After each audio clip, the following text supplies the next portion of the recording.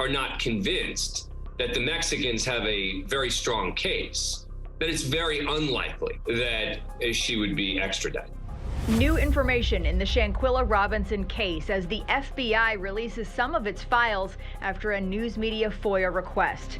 Robinson left her home in Charlotte to take a trip to Cabo San Lucas, Mexico with 5 friends in October 2022. She died on the trip. The FBI records reveal that on November 9th, a man showed up here to the FBI Charlotte field office to provide information about what he believed was Robinson's murder. Her friends have said Robinson died from alcohol poisoning after a night of heavy drinking. But the medical examiner in Cabo says she's finally gearing up to move on the Shanquella Robinson case after nearly 3 whole years of silence. Newly unsealed documents just dropped, and they're pointing straight at her so-called friends, the ones now known all over the internet as the Cabo Six. These folks were right there with Shanquella during that 2022 trip to Cabo, Mexico. And now it's coming out that something way darker might have gone down while they were all together. This case started off hot, especially once social media got wind of it. People were furious. Videos, timelines, and all kinds of clues came pouring out online. But then, everything stalled for years. Folks started losing hope, thinking this was going to be another tragic mystery left unsolved. Meanwhile, the Cabo Six have been out here swearing up and down that they had nothing to do with it, that they didn't touch Shanquella. But now, that story's falling apart fast. According to what the feds just uncovered, they weren't telling the truth. Eyewitness accounts and brand new federal findings are now saying the Cabo Six allegedly unalived Shanquella during that trip. And the worst part? It might have been planned from the jump. Yeah, you heard that right. There's talk that this wasn't some accident or spur-of-the-moment fight. The investigation's starting to point toward premeditation, like they may have been plotting before even leaving the States. After Shanquella's tragic passing, the public went off. There were protests, hashtags, and people demanding answers. But as time dragged on, weeks turned into months, and months into years. The noise faded. The energy died down. And the feds? They went silent. Like they straight up forgot this case ever existed. Until now. Yep, there's finally a major update on the horizon. And it might just be the one that brings some real justice for Shanquella Robinson. Over the past few weeks, journalists and news outlets have been turning the heat up on federal agencies, pressuring them to break their silence. Since back in 2023, folks have been filing Freedom of Information Act requests, trying to shake something loose, anything the feds could legally release without messing up the investigation. And guess what? The pressure worked. Just a few days ago, the feds cracked and dropped 2 new batches of documents tied to the Shanquella case. And even though they're redacted like crazy, there's still some wild stuff buried in those files. Turns out, about a month after she passed, the FBI interviewed someone, name blacked out of course, who talked about the fight and claimed they weren't sure exactly what went down. But here's the kicker. This person said the group told them Shanquella had been drinking and hit her head on a toilet. But that's not all. This same person also said they saw pictures of her body and it looked brutal. We're talking bruises, injuries that looked like she'd been stomped on, like someone went off on her. That same witness even said they believed there were cameras in the house where it all went down. But here's where things get real sketchy. Reports from that time show that not a single camera was ever found in the room where she passed. But wait, there's even more. The FBI didn't just talk to people, they went through Shanquella's phone too. What they found in there? Completely blacked out in the files, redacted top to bottom. Whatever it was, they clearly don't want the public seeing it. Yet. Now get this. In November 2022, just days after everything went down, Mexican authorities hit up the FBI. They needed to interview someone who was on that trip so they could get a temporary detention order. Mexico even pushed hard enough to eventually issue an arrest warrant. But what happened next? Nothing. No one got extradited. Not one single person was sent back to face those charges. Like I said, the documents are chopped up with heavy redactions, but word on the street is, those blacked out parts, they allegedly point the finger directly at the Cabo Six. Sources say the hidden info links them straight to what happened to Shanquella, and it's not looking good for them. So why now? Why did the feds suddenly decide to drop these docs after nearly 3 years of silence? The answer lies with Shanquella's family. They've been on the front lines of this fight since day one, refusing to back down. They just filed another civil lawsuit against the federal government, and that move finally forced the feds to respond, probably just to calm the storm. Let's not forget who Shanquella Robinson really was. A 25-year-old woman from Charlotte, North Carolina, young, vibrant, full of life. She headed to Cabo on October 28, 2022, ready to celebrate what was supposed to be a birthday trip for one of her friends. That was the story everyone heard. Shanquella left her hometown healthy, happy, and looking forward to a good time, just like anyone would on a vacation. But what she didn't know was that she'd never make it back home. She wasn't traveling solo either. She flew out with 6 people, people she trusted, people who were supposed to have her back. The crew included Malik Dyer, Winter Donovan, Elise Hyatt, Dejanae Jackson, her so-called best friend Khalil Cook, and Nazir Wiggins. They were all there in that villa together. And from the outside, it looked like a fun trip. But behind the scenes, something sinister was going down, and the truth is finally starting to surface. One thing that's been raising eyebrows since the start, Nazir Wiggins didn't even arrive in Cabo with the rest of the group. He showed up a whole day later and has been saying ever since that he had no clue what really went down before he got there. According to him, by the time he stepped into that villa, everything had already gone left. He claims he was completely in the dark about whatever led up to Shanquella's tragic passing. Now, from the outside, this just looked like a regular crew of young adults headed off on a luxury vacation. Sun, sand, good vibes. It was supposed to be a birthday celebration, nothing more. But when the truth started leaking out, it became painfully obvious this wasn't your average vacation story. Shanquella thought she was walking into a getaway with friends, people she laughed with, trusted, maybe even loved. But not everybody in that villa had pure intentions. What went down the morning after they touched down in Cabo flipped the whole story upside down. Her so-called best friend, Khalil Cook, was the first one to reach out to her mother. He made it seem like no big deal. Called up and told her Shanquella wasn't feeling well. He claimed she had alcohol poisoning and painted the picture like it was just a rough hangover. A little too much to drink, typical party stuff. And her mom? She believed him. Why wouldn't she? This was someone who'd been around her family for years. There was no reason to question him, at least not at first. But that calm explanation didn't last long. Khalil called her again, not with another excuse, but with full-on panic. This time, he told her medics had rushed into the villa in ambulances and were working on Shanquella, trying to bring her back. No more casual talk. No more hangover story. It was clear something way more serious had gone down, something nobody was admitting to. Whatever happened in that villa, it wasn't just a medical emergency. It wasn't some innocent accident. And as the layers started peeling back, so did the trust, the lies, and the disturbing truth behind what really happened in Cabo. What started off sounding like a simple hangover quickly turned into a full-blown emergency and a nightmare no one saw coming. Medics tried everything they could to bring Shanquella back, but nothing worked. By 3 p.m. on October 29th, she was officially pronounced dead. That alone was heartbreaking. But what really shook people to the core? The stories surrounding her death just didn't add up. Her family was told one version of what happened, but as the days passed, things got messier, darker, and way more suspicious. Suddenly, the story started shifting, and when folks took a closer look at the official death certificate, that's when everything Khalil and the others had been saying started to crumble. The document confirms that Shanquella was found unconscious, but there's one massive red flag. There's zero mention of alcohol. Nothing. Not a single word backing up Khalil's claim that she died from alcohol poisoning. If drinking had anything to do with her death, it would have been listed clear as day, but instead, the cause of death was something way more serious. According to the certificate, Shanquella suffered a severe spinal cord injury and atlantoaxial dislocation, a dangerous and painful condition where the skull separates or shifts unnaturally from the spine at the very top of the neck. That kind of damage doesn't come from sipping too much at a party. This isn't something that just happens. It's violent. And it definitely doesn't match the story her so-called friends were feeding her mother. That one detail flipped the whole case upside down. The narrative Khalil told her mom about a little too much drinking and a bad hangover was exposed as a straight-up lie. Not just a mix-up, not a misunderstanding, a lie. And once this new information came out, people everywhere started asking the same thing.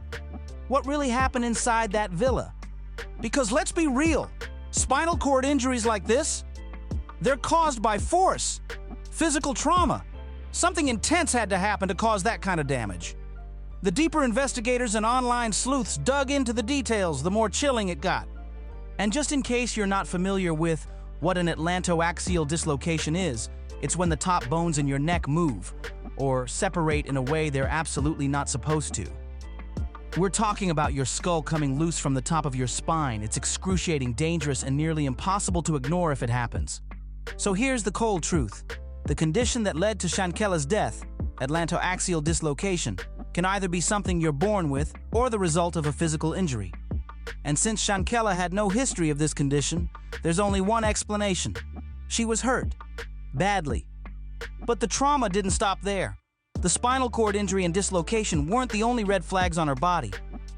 Shanquella had visible wounds, serious ones, that completely exposed what really happened. And yet not one of her so-called friends said a word about it. They stayed quiet, they hid it, and she had a knot on her head. Her lip was split. One of her eyes was swollen and bruised. These weren't little bumps and scrapes. These were clear signs that she had been attacked. Hard. Someone laid hands on her and they weren't trying to hold back. Then came the detail from the autopsy report that made this whole thing even harder to take. Shanquella passed away approximately 15 minutes after suffering her injuries. Now listen, 15 minutes might sound short when you read it on paper. But when you're in pain, scared, and possibly realizing you've been betrayed by the people you trusted most, every second drags out like forever. Imagining her in those final moments, helpless, maybe confused, maybe scared. It's heartbreaking. No one deserves that kind of ending. And this is where everything completely blew up. For the people who tried so hard to spin the story, the walls started caving in.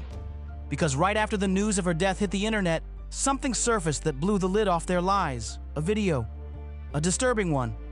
And it changed everything.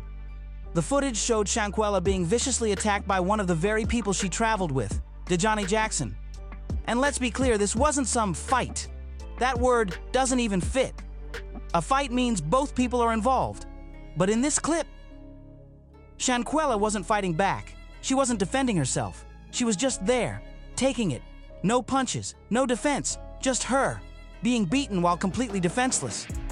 The most chilling part? The rest of those so-called friends just stood there, watching. Not one of them tried to stop the beating. Not one of them stepped in to protect Shanquella. They didn't call for help. They didn't pull Dejani off her. They just let it happen. And worse, some of them were even recording it, like it was some kind of show, like her pain was entertainment. And then there was Khalil Cook, the same one who had the nerve to call Shanquella's mom pretending to be worried, pretending he cared. But in that moment, while his friend was being brutalized, all he did was stand there and say, "Quella, can you at least fight back?" Like she had any chance. Like that was even an option while she was getting dragged. That video changed everything. It shattered every lie they tried to tell. It showed the world the truth. Shanquella didn't just get sick. She didn't die from alcohol poisoning. She was beaten, badly. And the people who should have had her back, they let it happen. Worse, they lied to cover it up. Now, no, we're not showing the video. First of all, Shanquella wasn't even wearing clothes in that clip, which makes it all the more violating. And second, it's just too painful to watch. But what you need to know is this: she was hurt terribly. And not a single person in that room lifted a finger to stop it. Nobody yelled for them to quit. Nobody tried to step in. Nobody told Dejani to chill. They all stood there like it wasn't even real, as if Shanquella wasn't a person, wasn't their friend, wasn't someone they had known and shared life with. That kind of coldness, it's hard to process. But it gets even worse. Because now, reports are coming out saying Dejani might not have been the only one who put hands on her. Word is, Winter Donovan also took part in the assault. That means Shanquella may not have been attacked by just one person. She may have been jumped, set up, surrounded and outnumbered in a place she thought was safe. According to new claims, Winter Donovan wasn't just standing around, she allegedly got physical too. Sources say Winter grabbed Shanquella by the neck and slammed her into a wall. When you match that up with the official cause of death, spinal cord damage and a broken neck, it starts to make a lot more sense. If this is true, then Dejani's brutal attack wasn't even the final blow. Reports suggest Winter's slam came after Dejani had already beaten Shanquella down. And it was after Winter's hit that Shanquella allegedly stopped moving altogether. That's when things took a deadly turn. But the nightmare didn't stop there. Not long after her death, Another video started circulating online, and it was chilling. It showed the group, the Cabo Six, huddled up behind Shanquella's back at the resort. People watching said it looked like they were plotting, whispering, scheming, acting shady. And now, in hindsight, that clip feels like a warning sign no one noticed in time. Even the concierge at the resort came forward with unsettling info. He said Shanquella didn't seem to fit in with the rest of the group. When he introduced himself, she didn't smile or greet him. She looked checked out, like she wasn't vibing with the celebration at all. In his words, she was out of place at that party. But what he said next? Absolutely heartbreaking. After Shanquella was officially pronounced dead, the concierge said he gave the group some privacy. He stepped outside the main entrance, expecting a moment of mourning or grief. But minutes later, he heard laughter. While this girl's body was still in the villa, these people were laughing. At the same time, they were calling her mother. But instead of telling the truth, they repeated the lie they'd been holding on to from the start. That she got sick, that it was alcohol poisoning, that she just drank too much.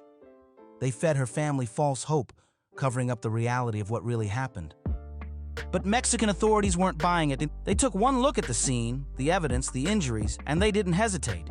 They announced that they were treating the case as femicide. That's the term used when a woman is killed because of her gender, and in Mexico, it's taken very seriously. Mexican officials didn't hold back when they went public. They released a bold statement saying the case was fully clarified, and they had issued an arrest warrant for the crime of femicide, naming a friend of Shanquella's as the direct aggressor. They were clear. This wasn't a fight, it was a targeted attack. Authorities said they were actively moving forward with all the necessary steps, issuing an Interpol alert and officially requesting extradition to the United States. This was no longer a mystery. It involved 2 U.S. citizens, Shanquella, the victim, and the alleged attacker. But back in the States, U.S. officials didn't move with the same urgency. In fact, they were dragging their feet. Delays, silence, no real action. And that's when Shanquella's family decided they'd had enough. They wrote an open letter straight to U.S. authorities, and they didn't hold back. In the letter, the family specifically named the person Mexican investigators had identified as the attacker. They called her out, Dejani Jackson. The letter pointed directly to the now infamous video, the one showing Shanquella, fully unclothed and completely defenseless, being beaten by one of the people she had traveled with. That video had gone viral, and witnesses later confirmed that the person in the video was indeed Dejani Jackson. The family's letter went on to say that based on the investigation, Mexican law enforcement had issued a formal warrant for Dejani's arrest. She was named as the individual responsible for the femicide of Shanquella Robinson.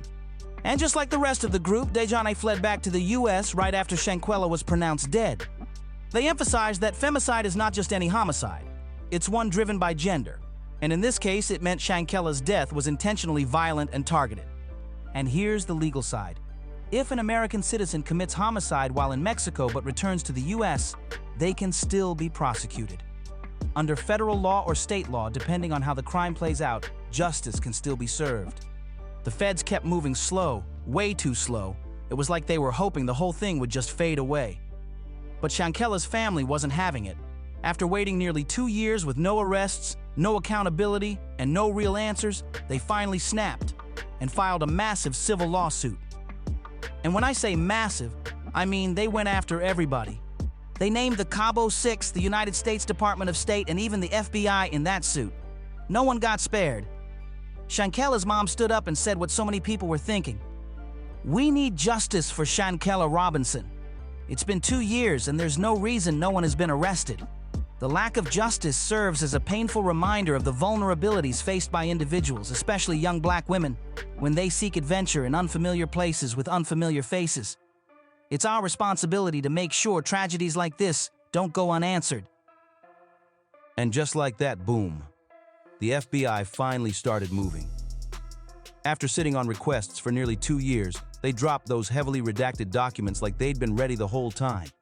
Makes you wonder, was it the pressure from the lawsuit that finally lit a fire under them? This whole case has been messy, frustrating, and heartbreaking.